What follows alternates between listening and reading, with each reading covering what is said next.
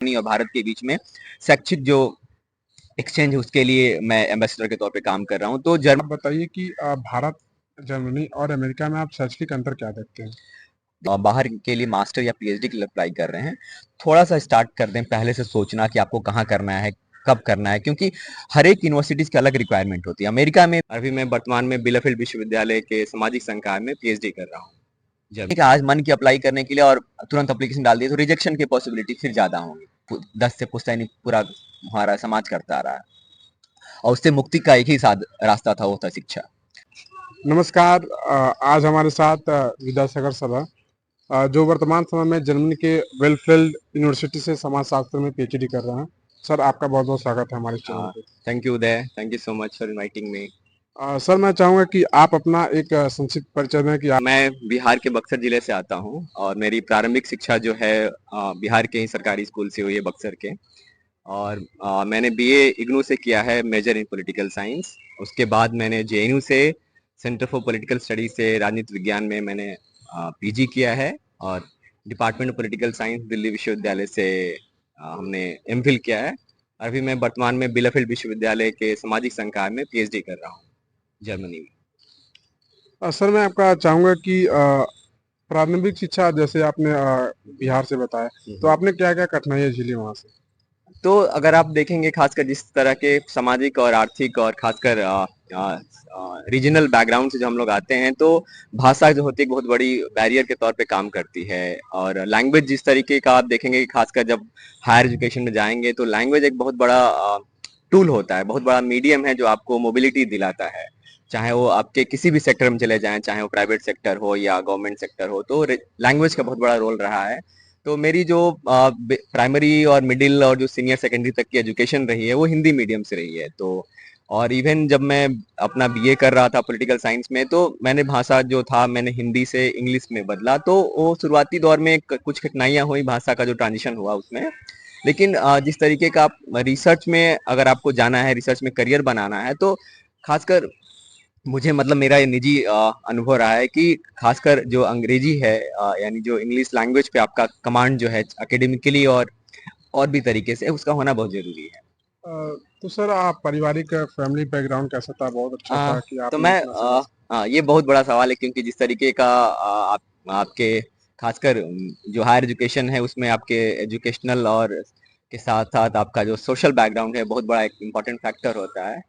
तो मैं backward caste से आता हूँ, लोहार कास्ट से आता हूँ। और परिवार में मैं पहली जनरेशन का हूँ, फर्स्ट जनरेशन लर्नर हूँ जो पोस्ट ग्रेजुएशन की स्टडीज कर पाया, यानी बैचलर के बाद पढ़ने वाला सब अपने पूरे परिवार में इकलौता हूँ।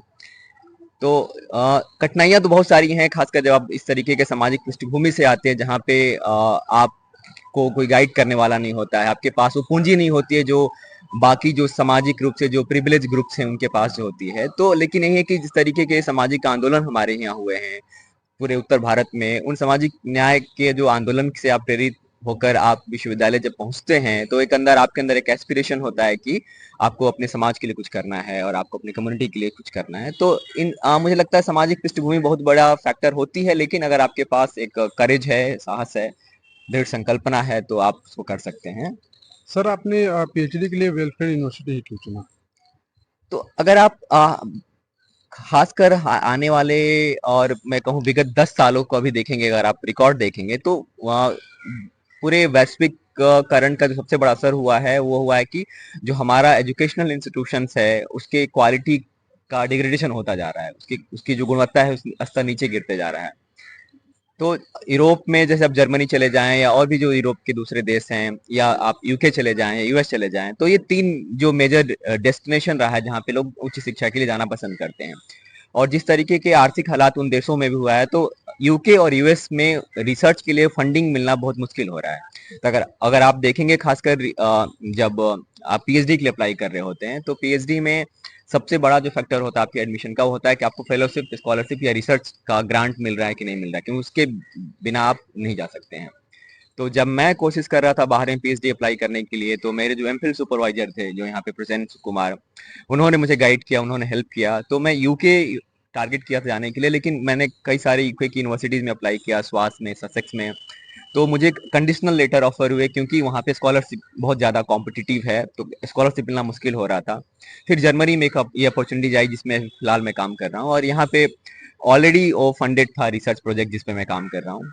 तो स्कॉलरशिप और फंडिंग की जो झंझट है उससे मुक्ति मिल गई मुझे। और अगर मैं आपको अभी मैं डार्ट एम्बेसडर के तौर पे काम कर रहा हूँ, जो जर्मनी और भारत के बीच में शैक्षिक जो एक्सचेंज है उसके लिए मैं एम्बेसडर के तौर पे काम कर रहा हूँ। तो जर्मनी एक ऐसा देश है जहाँ पे खासकर हायर एजुकेशन सबसे ज्यादा निवेश वहाँ की सरकारों ने किया है, और रिसर्च जो फंडिंग है सबसे ज्यादा है। तो मैं जो भी पहली जनरेशन के सेकंड जनरेशन के जो लर्नर हैं उनसे मैं कोशिश कर रहे हैं, हम लोग उनसे रीच आउट करने का कि आप जर्मनी या यूरोप के दूसरे देशों में खासकर पीएचडी के लिए अप्लाई करिए, मास्टर्स के लिए अप्लाई करिए, क्योंकि वहाँ पे अवसर ज्यादा है, वहाँ पे फंडिंग की उतनी क्राइसिस नहीं जितनी यूके और यूएस में है। तो एक बड़ा ये फैक्टर था मुझे जर्मनी चूज करने का। तो बिलफेन यूनिवर्सिटी से पीएचडी करने के बाद वहाँ स्कोप क्या है? देखिए, एक तो है कि अगर आप बाहर में एजुकेशन, एक तो हम जिस तरीके के औपनिवेशिक मानसिकता से भी हम लोग गिरे हुए हैं, कॉलोनियल माइंडसेट भी रहा है पूरे इंडिया में या जो भी साउथ एशियन कंट्री है, कि जो अब्रॉड एजुकेशन है वो क्वालिटी उसमें ज्यादा है, और उसमें कोई डाउट नहीं है जो रिसर्च कारीगर बाहर में है वो शायद इंडियन यूनिवर्सिटीज में नहीं अभी तक नहीं आ पाया है। तो जर्मनी या बिलेफेल्ड का एग्जाम्पल के तौर पे कहूँ, मेरा जो निजी अनुभव रहा है, तो वहाँ पे जिस तरीके का रिसर्च का सपोर्ट सिस्टम जो दिया जाता है रिसर्चर को, और जो तो वो बहुत ज़्यादा हेल्प करता है आपके करियर में मोबिलिटी के लिए। अगर मान लीजिए मैं पीएचडी कर रहा हूँ वहाँ से, तो मेरे पीएचडी के बाद कहीं न कहीं बहुत सारे ऐसे अवसर खुलेंगे जहाँ पे मैं as a post doc fellow काम कर सकता हूँ, या फैकल्टी के तौर पे ज्वाइन कर सकता हूँ, या दूसरे जो थिंक टैंक वहाँ ज्वाइन कर सकता हूँ। क्योंकि वहाँ का रिसर्च का रिगर इतना है, वो रिसर्च का जो पूरी ट्रेनिंग आपकी हो इतना रिगरस आपको किया जाता है कि आप तैयार हो जाते हैं जो मार्केट है उसके लिए, जो एजुकेशनल मार्केट है, जो करियर आउट मार्केट है, उसके लिए आपको प्रिपेयर किया जाता है वहाँ पे, जो अभी भी हम लैक कर रहे हैं इंडियन यूनिवर्सिटीज के अंदर। सर मेरा अगला सवाल है कि क्या स्कॉलरशिप के साथ साथ आपको रहने खाने की ये सारी व्यवस्था उसमें है? अगर मैं जर्मनी की स्पेशल बात करूं तो जर्मनी में लिविंग कॉस्ट बहुत ज़्यादा नहीं है, क्योंकि अगर खासकर जर्मनी का एजुकेशन मॉडल पूरी दुनिया में एक बहुत ही यूनिक मॉडल माना जाता है। क्योंकि अगर आप बाकी देशों में जाएंगे, चाहे आप यूके जाएं, यूएस जाएं, तो दो तरीके की फी स्ट्रक्चर होती हैं। जो इंटरनेशनल स्टूडेंट हैं उनके लिए अलग फी स्ट्रक्चर होता है, और जो डोमेस्टिक स्टूडेंट हैं उनके लिए अलग फी स्ट्रक्चर होता है। लेकिन जर्मनी इकलौता देश है जहाँ पे सबके लिए एक समान जैसा फी स्ट्रक्चर रखा गया, one nation one fee structure का मॉडल वहाँ फॉलो किया जाता है। तो चाहे आप भारतीय हैं या चाहे आप जर्मन हैं, आपको जो सेमेस्टर फी है सबके लिए इक्वल ही हो, वहाँ ट्यूशन फी का कॉन्सेप्ट नहीं है। तो बेसिक जो सेमेस्टर फी होता है, जैसे 300 यूरो मैं देता हूँ पर सेमेस्टर, वही मेरा पूरा पूरा एकेडमिक फी है। उसके अलावा जो लिविंग कॉस्ट होता है वो ज्यादा से ज्यादा आपका 300-400 यूरो होता है। तो अगर आप मास्टर्स के लिए भी अप्लाई कर रहे हैं, अगर पीएचडी के लिए अप्लाई कर रहे हैं, तो जो एक अच्छी स्कॉलरशिप मिलती है, मान लीजिए 1500 यूरो, तो आप 600-700 यूरो मैक्सिमम खर्च करके एक डिसेंट लाइफ वहाँ पे अपने उस पीरियड के दौरान आप रह सकते हैं, और एक अच्छा सेविंग भी आप कर सकते हैं, ताकि आने वाले आपके कुछ 2-3 सालों तक के लिए अगर आपको कुछ बाहर काम करना पड़े तो आप सरवाइव कर पाए। तो जर्मनी इस मामले में बहुत यूनिक कंट्री है, मैं कहूँगा। लिविंग कॉस्ट भी बहुत एवरेज है, और डिपेंड भी करता है कि आप कौन से शहर में रह रहे हैं। अगर आप बर्लिन में रह रहे हैं, फ्रैंकफर्ट में रहे हैं, वहाँ लिविंग कॉस्ट ज्यादा हो जाएगा। अगर आप बिलाफेल्ड में रह रहे हैं, कोलोन में रह रहे हैं, या और छोटे शहर में, तो वहाँ लिविंग कॉस्ट थोड़ा सा कम है। सर ये पीएचडी में एडमिशन लेने का प्रोसेस क्या था? आपको कैसे जानकारी हुआ इस यूनिवर्सिटी में स्कॉलरशिप है या नहीं है? तो देखिए, दो तरह की पीएचडी होती हैं खासकर यूरोप में। एक को कहते हैं हम स्ट्रक्चर्ड पीएचडी, दूसरे को कहते हैं नॉन स्ट्रक्चर्ड पीएचडी।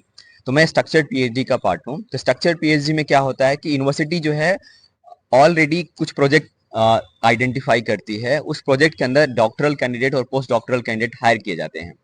तो वो प्रोजेक्ट ऑलरेडी फंडेड होता है डिफरेंट एजेंसी के द्वारा। कई बार गवर्नमेंट फंड करती है, कई बार दूसरी एजेंसियां जो होती हैं फंड करती हैं।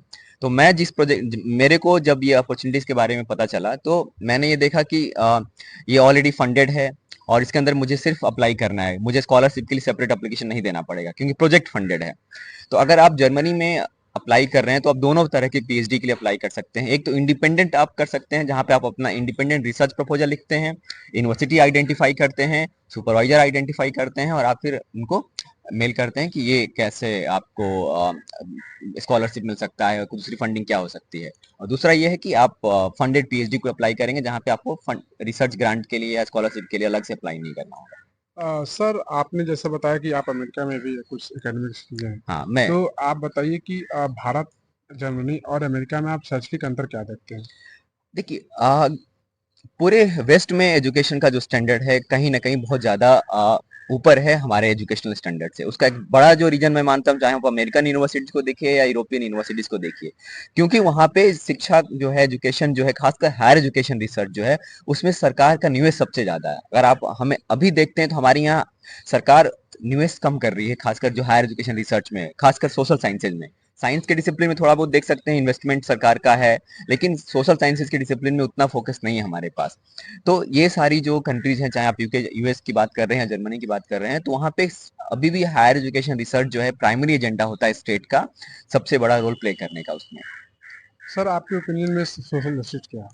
देखिए, सामाजिक न्याय जिस तरीके से मैं समझता हूँ, जो मेरी खुद की जो परिभाषा है, मैं मानता हूँ सामाजिक न्याय में जो भी समाज का जो तबका है जो पीछे छूट गया है, खासकर मैं जातिगत आधार पे ही बात कर रहा हूँ कि जो समाज का एससी एसटी ओबीसी और माइनॉरिटी वर्ग है, उसके अंदर जो पहली पीढ़ी के जो स्टूडेंट हैं, वो आज भी आप देखें उनके पास कोई उनका गाइड करने वाला नहीं है, कोई उनको प्रॉपर बताने वाला नहीं है।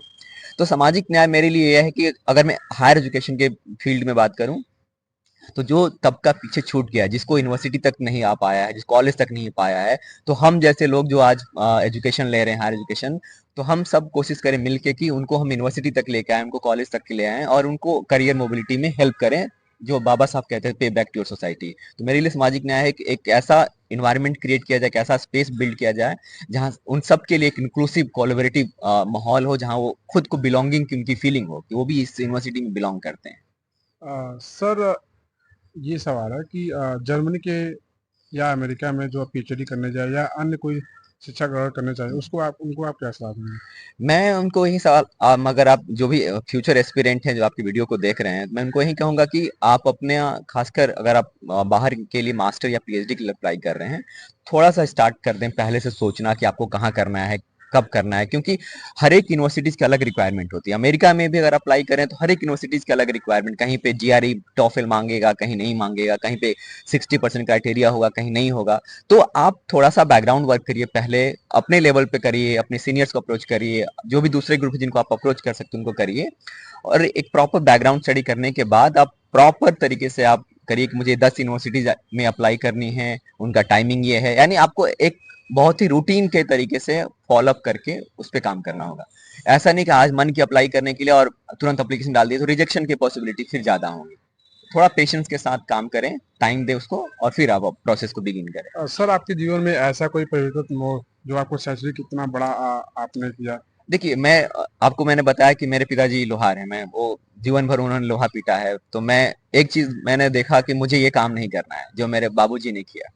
तो उसके पीछे की रीजन था कि मेरे फादर खुद नहीं चाहते थे कि सेम काम हम लोग वही काम करें जो 10 से पुश्तैनी पूरा हमारा समाज करता आ रहा है, और उससे मुक्ति का एक ही रास्ता था, वो था शिक्षा। तो उसके अलावा मुझे नहीं लगता है कि मैं अपने फादर को अपना इंस्पिरेशन मानता हूँ। मैंने उनको देखा है हार्ड वर्क करते हुए, सुबह से शाम तक लोहा पीटते हुए। तो वो लेबर जो वो लोहा पीटने में लगाते थे, मैं पढ़ने में लगाता था। तो मतलब ज्यादा तो नहीं कह सकता, लेकिन मेरे लिए वही इंस्पिरेशन था कि जो काम वो कर रहे थे मुझे वो नहीं करना था, मुझे कुछ और करना था। तो सर आपका बहुत बहुत धन्यवाद, आप हमारे साथ जुड़े और मैं आपके आने वाले भविष्य के लिए बहुत सारी अगली थैंक यू सो मच उदय, मैं आपके इस चैनल के लिए बहुत बहुत शुभकामनाएं, आपने खोला, और आपके जो भी दर्शक हैं देख रहे हैं उनसे मैं ये निवेदन करूंगा कि उदय का बहुत ही सराहनीय प्रयास है मीडिया फॉर कैंपस जो है चैनल, आप इसे प्लीज सब्सक्राइब करें और अपने ग्रुप्स के साथ शेयर करें। Thank you Uday, thank you so much.